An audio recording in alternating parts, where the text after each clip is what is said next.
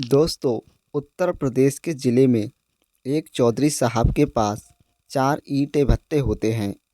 इन ईंट भट्टों पर 200 से ज़्यादा मज़दूर काम करते थे और जिसमें एक नई-नई लड़की 12वीं पास करने के बाद काम पर लगती है। दोस्तों, उस लड़की का नाम रेखा होता है। बहुत ही खूबसूरत, बहुत ही सुंदर वो लड़की उतनी ही ज़्यादा मेहनती भी होती है। तो सारे मज़दूर झारखंड के ज़िला रांची से ताल्लुक़ रखते थे, लेकिन जब रेखा इसके बीच में खड़ी होती थी तो सबके अलग ही नज़र आती थी, क्योंकि वो बहुत ही खूबसूरत होती है। दोस्तों, एक दिन चौधरी साहब का लड़का कहीं बाहर से आता है और उसकी नज़र उस लड़की पर पड़ती है। वह उसका दीवाना हो जाता है और उसी के चक्कर में रात दिन लगा रहता है, जिससे रेखा के माँ बाप को बहुत ही टेंशन होने लगती है, क्योंकि वो जानते थे कि कुछ भी होगा इल्ज़ाम उसके ही सर पर आएगा। और दोस्तों, ऐसा ही होता है। दोस्तों, ये बहुत ही रोचक कहानी है। आइए जानते हैं पूरी कहानी इस वीडियो में।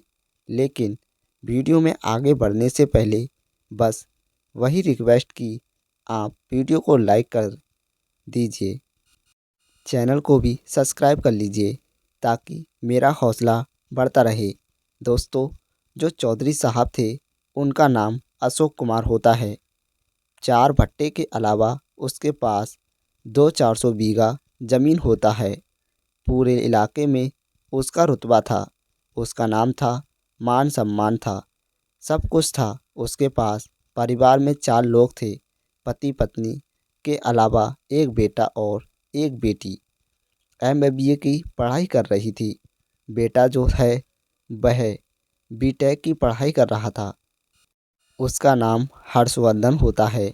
दोस्तों, हर्षवर्धन पढ़ाई करने के बाद 2-4 महीने किसी कंपनी में काम करता है। 23,000 उसको सैलरी मिलती है। तो एक दिन अशोक कुमार बोलते हैं कि बेटा, प्राइवेट नौकरी छोड़ दो, आओ घर पे अपना जो कारोबार है उसको देखो, उसको संभालो। दोस्तों, हर्षवर्धन नौकरी छोड़कर घर चला आता है और भट्टे के पास बने ऑफिस में बैठने लगता है। एक दिन सुबह सुबह वो घूमने निकला था, तभी देखता है कि एक लड़की मिट्टी में खड़ी हुई पानी डालकर फावड़े को इसको गाड़े जा रही थी। उसको बाद उसमें लगी हुई है, पैरों से उसको मसल रही है, पसीने से तरबथर है, फिर भी उसमें जोश हुए हैं। दोस्तों, देखता है हर्षवर्धन तो देखते ही रह जाता है। दोस्तों, उसका चेहरा पसीने से एकदम शीशे जैसा चमक रहा था। उसके हाथ पैर एकदम मिट्टी में सने हुए थे। दोस्तों, वह रेखा होती है। जब रेखा की नज़र हर्षवर्धन पर पड़ती है तो मिट्टी से निकलकर फौरन पास में फाड़ा हुआ अपना दुपट्टा उठाती है और ओढ़ लेती है। उसके बाद हर्षवर्धन फिर उसको कुछ देर तक देखता है। उसके बाद फिर वह ऑफिस चला जाता है। अगले दिन फिर वह जाता है, फिर से जो है रेखा वही काम कर रही थी। पसीने से तरबतर मिट्टी को अपने पैरों से मसल रही थी ताकि ईंट बनाने के लिए उसको तैयार कर सके। जब हर्ष पर उसकी नज़र पड़ती है तो फिर से वह अपना दुपट्टा उठाती है और ओढ़ लेती है। दोस्तों, जब वो शाम को जाता तो अपने माँ बाप के साथ सूखे हुए ईंटों को इकट्ठा करती, कभी भी इधर उधर काम करती रहती थी। दोस्तों, जब तीसरे दिन गया तो देखता है कि रेखा वहाँ पर थी नहीं, ना तो उसके माँ बाप थे। वह इधर उधर देखता है, पूरे भट्टे का कोना कोना छान मारता है।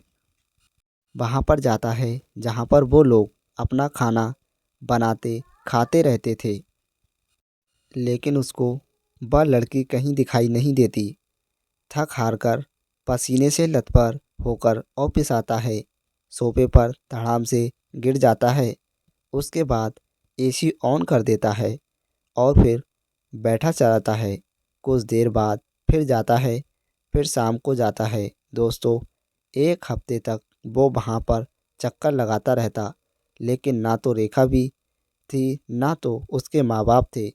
8वें दिन जब फिर वहाँ पर पहुँचता है तो दोस्तों फिर से वह लड़की वहीं काम करती हुई दिखाई देती है, जिसको देखकर वो खुश हो जाता है और जाकर बोलता है कि आई कैंट बिलीव दिस कहाँ चली गई थी तुम। दोस्तों, रेखा कहती है कहीं पर तो नहीं, मैं तो यहीं पर थी। तो बोलता है मैं रोज़ आता था लेकिन तुम्हें देखता नहीं था, तो तुम यहाँ पर कैसी थी। दोस्तों, तभी उसके माँ बाप आ जाते हैं कि माँ बाप हर्ष नमस्ते करते हैं, क्योंकि वह जानते थे कि मालिक का बेटा है, नया नया आया है। तो हर्ष ने बोला कि आप लोग कितने सालों से काम करते हो। तो उसके माँ बाप बोले हमको 15 साल हो गए यहाँ पर काम करते हुए। तो उसने रेखा के बारे में पूछा, तो उसने बोला कि यह हमारी बिटिया है। तो हर्ष ने कहा कि बहुत काम करती है, बहुत मेहनत करती है। यहाँ की लड़कियाँ तो इतना काम नहीं करती। हमारे घर की लड़कियाँ हैं, वो आटा भीगना, गूँथने, रोटी बनाने के लिए, और यह तो एक ट्राली मट्टी के है। बेचारी परेशान होती है, इसको मसाले मसलते रहती है। तो उसके माँ बाप बोले कि हाँ भैया, मेहनती तो है, बहुत ही काम करती है।